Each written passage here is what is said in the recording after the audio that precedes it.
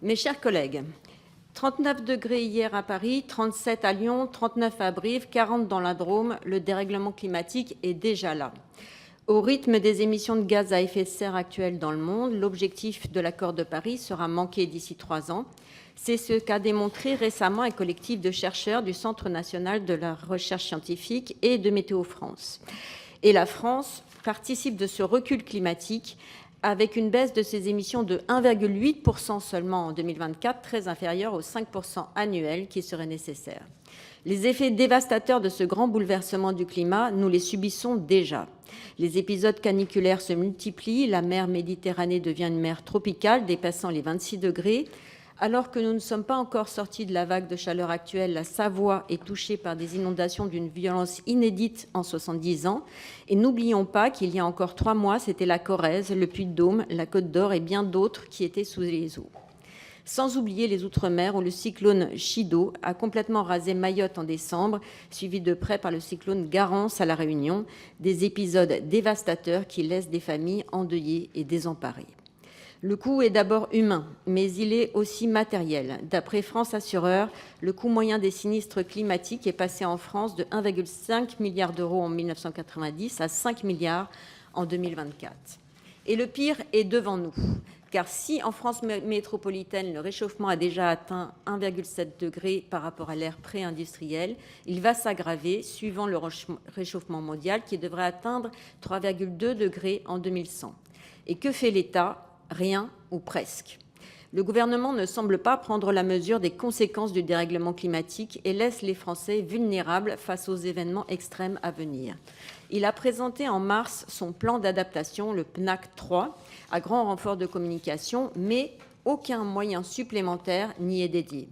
C'est le premier enseignement de ce rapport. La mise en œuvre du plan d'adaptation n'est pas chiffrée. Elle se fait à moyens constants, c'est-à-dire concrètement en enlevant des moyens à l'atténuation pour les affecter à l'adaptation.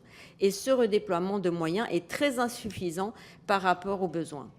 Pourtant, I4C évalue à 2,3 milliards d'euros supplémentaires par an pour l'État et les collectivités territoriales le coût que représenteraient 18 mesures d'adaptation prioritaires, comme la protection de la ressource en eau, la lutte contre l'effet d'îlot de chaleur urbain, l'accompagnement de la recomposition des territoires littoraux face à la montée du niveau de la mer ou encore l'accompagnement de la diversification des économies de montagne. Et cette évaluation d'I4C est loin d'être exhaustive et ne couvre pas les 52 mesures du PNAC. Dans son rapport sur le coût de l'adaptation en 2024, le think tank montre, comme la Cour des comptes, qu'il n'existe pas pour l'heure de réponse unique sur le coût de l'adaptation au changement climatique de la France, notamment parce qu'une réponse politique doit être apportée sur le niveau de risque acceptable et parce que nombre d'études n'ont pas même encore été réalisées. Néanmoins, les 52 mesures du PNAC 3 auraient pu faire l'objet d'un premier chiffrage budgétaire et d'une programmation pluriannuelle. Cela n'a pas été le cas. Deuxième constat, le plan d'adaptation repose principalement sur le redéploiement de fonds existants, notamment le fonds Barnier et le fonds vert, qui sont eux-mêmes très fragilisés. Les autorisations d'engagement du fonds vert ont été ramenées de 2,5 milliards en LFI 2024 à 1,15 milliard en 2025 et même une coupe budgétaire supplémentaire a été opérée de 63 millions d'euros. Financé par ce fonds, le soutien aux collectivités locales pour la rénovation du bâti scolaire, dont l'enveloppe était annoncée à 500 millions d'euros, n'a été engagé que pour 312 millions d'euros en vérité en 2024. Quant au fonds Barnier, qui accompagne les collectivités pour la prévention des risques, notamment pour les travaux permettant de limiter les conséquences des inondations, il a certes été augmenté en loi de finances initiale pour atteindre 300 millions d'euros, mais en réalité, l'État encaisse 450 millions d'euros pour la part de la supprime CatNat prélevée sur les contrats d'assurance et dédiée normalement à la prévention des risques. Autrement dit, le prélèvement CatNat que nous payons toutes et tous sur nos contrats d'assurance et qui a d'ailleurs fortement augmenté, l'État en garde 150 millions d'euros au lieu de financer ces travaux de prévention des risques qui doivent protéger les Français. Troisième constat, les opérateurs indispensables à l'adaptation ont été lourdement impactés par des baisses d'effectifs dans les années passées et sont très fragilisés.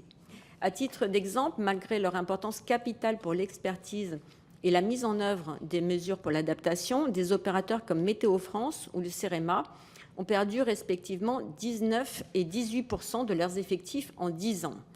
Entre 2014 et 2024, avec 611 ETPT de moins à Météo France et 571 en moins au CEREMA. Cette situation limite leur capacité à développer des moyens d'anticipation des événements violents pour Météo France ou, par exemple, des techniques d'adaptation pour empêcher les maisons de se fissurer par le retrait-gonflement des argiles, comme l'expérimente le CEREMA. L'ADEME, que certains voulaient supprimer lors de l'examen du projet de loi dit simplification, est déjà fortement mobilisée pour adapter le système agricole français au changement climatique. Mais ces réalisations reposent sur 14 ETP, 5 en direction régionale et 9 au siège.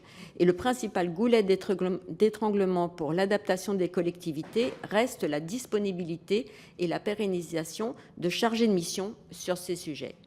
Un manque que l'agence ne saurait combler alors qu'au 1er janvier 2025, sa trésorerie est quasi nulle en raison des annulations en cours d'année ayant pénalisé la subvention pour charges de service public versée par l'État à l'ADEME à hauteur de 50 millions d'euros. Au final, seules 130 collectivités sont suivies par la mission adaptation, coordonnée conjointement par l'ADEME et le CEREMA, pourtant annoncée en grande pompe lors du dernier Salon des maires. Un chiffre faible au regard des 1255 intercommunalités que compte la France. Cette situation limite la capacité des opérateurs à accompagner efficacement les collectivités territoriales dans leurs efforts d'adaptation. Or, leur besoin en ingénierie est important et leur rôle est crucial dans la politique d'adaptation au changement climatique. Enfin, rien n'a été entrepris, ou presque, pour mieux prévenir et couvrir les risques liés au retrait-gonflement des argiles et le recul du trait de côte, dont les conséquences vont pourtant être majeures. Le changement climatique accentue en effet les variations en eau des sols, ce qui induit des gonflements et des rétractations des sols argileux. De ce fait, plus de 10 millions de maisons individuelles sont jugées très exposées au risque de fissures. 3 communes sur 4 dénombrent plus de 50% de maisons exposées, à tel point que ce risque est devenu la deuxième cause d'indemnisation en volume derrière les inondations. Un fonds sécheresse s'impose donc pour pouvoir mener des actions de prévention et c'est ce que nous avions proposé avec les 150 millions d'euros de surprime CatNat générés par l'augmentation au 1er janvier 2025. Enfin, dans son rapport d'étude de 2024, le CEREMA estime qu'à l'horizon 2050, ce sont 5 208 logements représentant 1,1 milliard d'euros qui pourraient être affectés par l'érosion côtière. À l'horizon 2100, le nombre de logements potentiellement concernés atteindrait 450 000, représentant 86 milliards d'euros. Pourtant, les mesures proposées par le Comité national du trait de côte ne figurent même pas dans le PNAC. Nous proposons, chers collègues, de suivre celles prônant la mise en place d'un fonds de prévention dédié aux risques littoraux, l'érosion, la submersion et l'élévation du niveau marin, en complément des dispositifs existants. En résumé, je dirais que les moyens que consacre l'État à l'adaptation sont inexistants, en dehors de quelques centaines de millions d'euros du Fonds vert, 260 millions exactement, pris à l'atténuation. Que les collectivités font beaucoup, mais ne pourront pas faire face aux enjeux colossaux en termes d'isolation des bâtiments, de réseaux de froid, de prévention des RGA ou de recomposition des territoires face au recul du trait de côte.